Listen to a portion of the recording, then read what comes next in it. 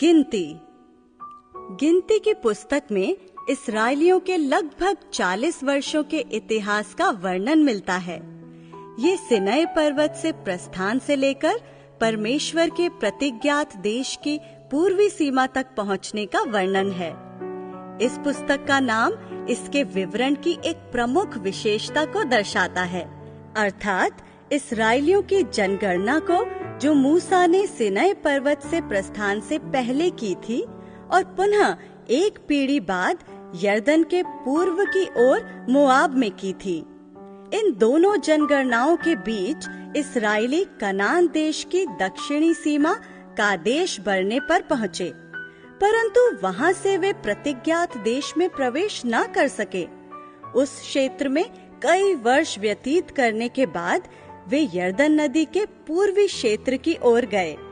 वहां इस्राएलियों के कुछ गोत्र बस गए और वहीं शेष गोत्रों ने यर्दन नदी पार करके कनान देश में जाने की तैयारी की।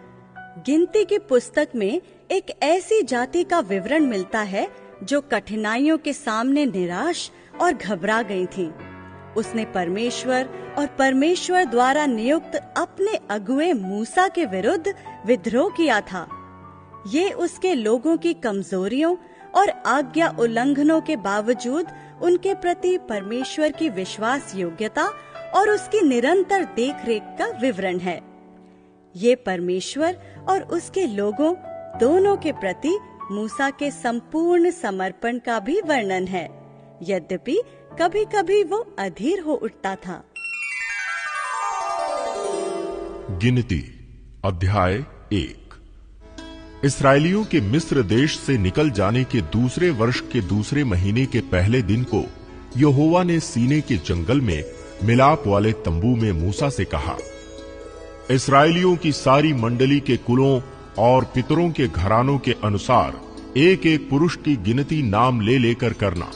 जितने इस्राएली 20 वर्ष या उससे अधिक आयु के हों और जो युद्ध करने के योग्य हों, उन सबों को उनके दलों के अनुसार तू और हारून गिन ले। और तुम्हारे साथ एक एक गोत्र का एक एक पुरुष भी हो जो अपने पितरों के घराने का मुख्य पुरुष हो।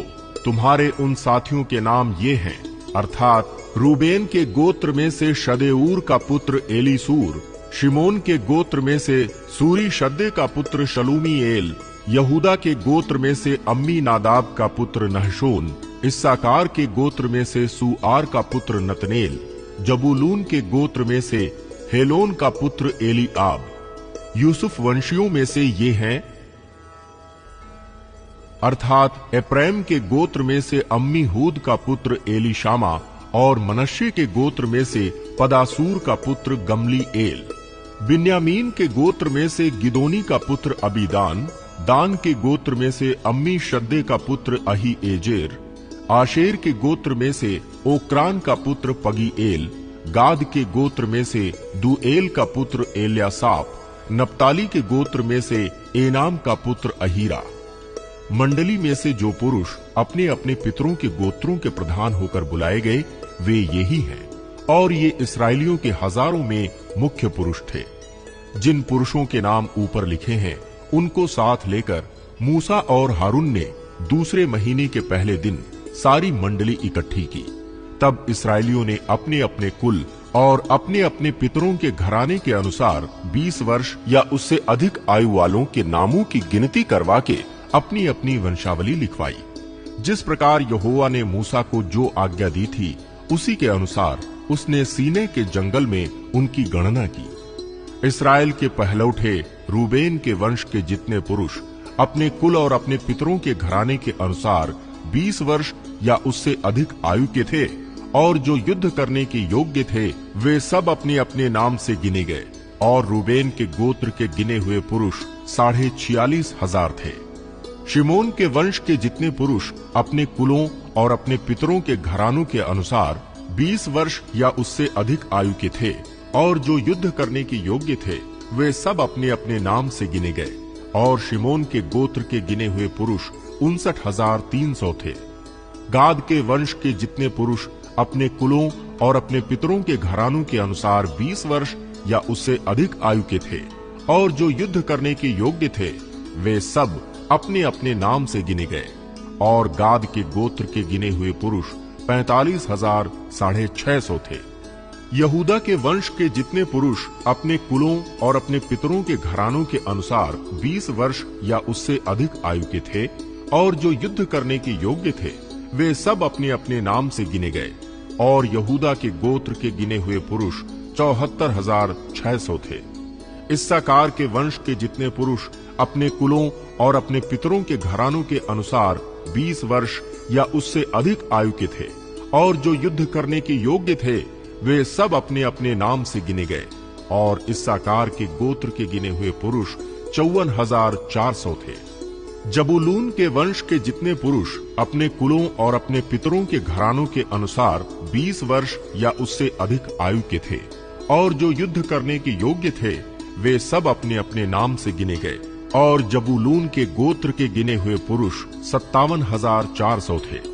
यूसुफ के वंश में से एप्रैम के वंश के जितने पुरुष अपने कुलों और अपने पितरों के घरानों के अनुसार 20 वर्ष या उससे अधिक आयु के थे और जो युद्ध करने के योग्य थे वे सब अपने अपने नाम से गिने गए। और एप्रैम गोत्र के गिने हुए पुरुष 40,500 थे। मनश्शे के वंश में जितने पुरुष अपने कुलों और अपने पितरों के घरानों के अनुसार 20 वर्ष या उससे अधिक आयु के थे और जो युद्ध करने के योग्य थे वे सब अपने अपने नाम से गिने गए। और मनश्शे के गोत्र के गिने हुए पुरुष 32,200 थे।